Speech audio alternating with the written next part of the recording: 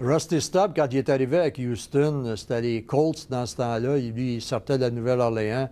Il avait de la puissance. Là, tout le monde disait, ce gars-là va être un très bon joueur de baseball. Moi, j'étais à Milwaukee dans ce temps-là, puis nous autres, on trouvait ça, c'était un petit peu une farce, là, Rusty Stubb, là, parce que on le regardait courir dans le champ. Hey, ça se peut pas que ça devienne un grand joueur de baseball. Tout à coup, il nous a battu une couple de fois à Milwaukee. Là, on a commencé à le prendre au sérieux. Le joueur le plus populaire des Expos lors des premières saisons, et peut-être dans l'histoire de l'équipe, fut Daniel Joseph Stubb, Rusty Stubb. Le sympathique voltigeur de droite pouvait tout faire sur le terrain. De plus, le Grand Orange est devenu le visage des Expos, un ambassadeur hors pair qui aimait la ville, sa culture et son peuple. Il a même appris le français pour mieux communiquer avec les amateurs.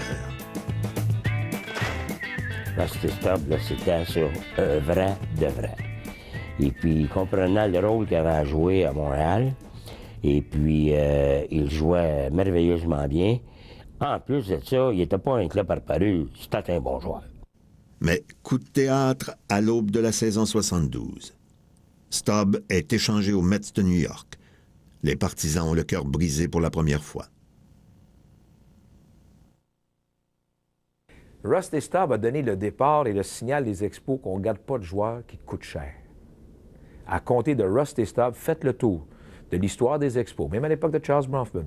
Lorsque tu coûtais cher, tu étais échangé. On savait que les vedettes qui étaient là, que ce soit Mike Jones ou Coco Lavoie, Bob Bailey, ça n'allait pas durer. Alors, il fallait donner un nouveau visage et je crois que le moment était très bien choisi après 3 ans de justement donner un nouvel élan à l'équipe. Puis je pense qu'il n'y a personne qui a regretté cette transaction-là. En retour de Stubb, les Expos obtiennent le voltigeur Ken Singleton, le joueur de premier but Mike Jorgensen et l'arrêt-court Tim Foley. Ces 3 jeunes joueurs ont eu un impact immédiat au sein de la formation.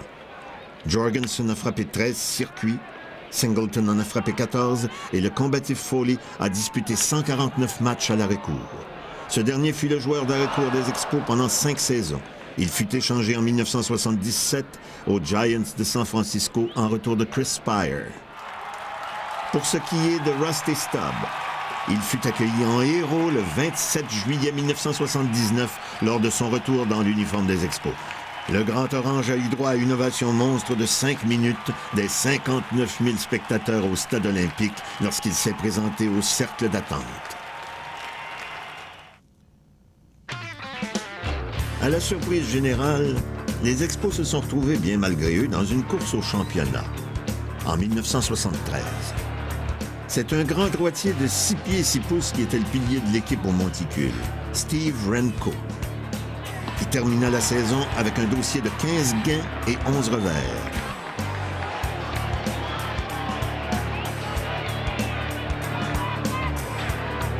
En 1973, l'attaque des Expos pouvait compter sur 4 frappeurs de 15 circuits, dont Ken Singleton et Ron Fairley, qui en a frappé 17. Dans une division Est où personne ne semblait vouloir terminer au premier rang, la troupe de Gene Mauch s'est même retrouvée en tête avec 14 matchs à jouer. Toutefois, le rêve des partisans et des joueurs des Expos a pris fin lorsque l'équipe a perdu 10 de ses 14 dernières rencontres. Malgré une fiche inférieure à 500, il terminait à 3 matchs et demi des Mets de New York. C'était le branle-bas de combat au Parc Jarry parce qu'on n'était pas prêts. On n'avait jamais anticipé, après seulement 4 ou 5 ans, de voir les Expos être impliqués dans une course au championnat, mais c'était la première fois qu'on vivait une telle fièvre. Et je me souviens, on faisait des pieds et des mains pour essayer de trouver des estrades portatives qu'on aurait pu installer du côté du champ droit, devant la piscine. On cherchait de toutes les façons, est-ce qu'on peut faire un deuxième palier au gradin derrière le stade? On cherchait tout, mais soudainement, le rêve s'est écroulé, s'est évanoui dans le dernier week-end. Le joueur par excellence en 73 fut le releveur Mike Marshall. Il a connu l'une des meilleures saisons de l'histoire pour un releveur. 14 victoires, 31 sauvetages et une moyenne de points mérités de 2,66 en 92 rencontres. Il avait terminé au 4e rang lors du scrutin pour le trophée Cy Young. Acquis des Astros de Houston en juin 70, Marshall a protégé 75 matchs en 4 saisons avec les Expos.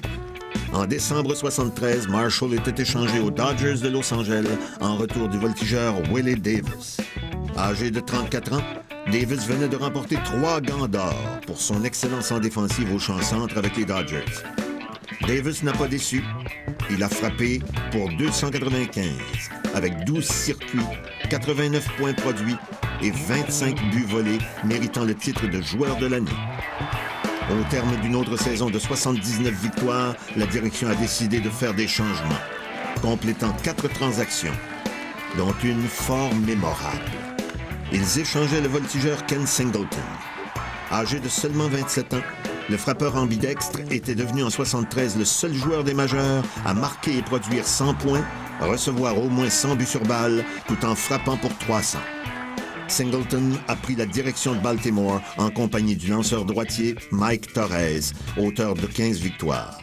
En retour, les Expos ont obtenu le lanceur gaucher Dave McNally et le voltigeur Rich Coggins. McNally effectua seulement 12 départs dans l'uniforme des Expos avant d'annoncer sa retraite. Coggins fut limité à 13 matchs en raison de maladie. Les Expos ont donné un gars qui frappait pour 300 avec une vingtaine de circuits et pas loin de 100 points produits par année. Et un lanceur qui éventuellement allait vous en gagner 20 par saison, Mike Torrez. Et ils se sont retrouvés avec 0.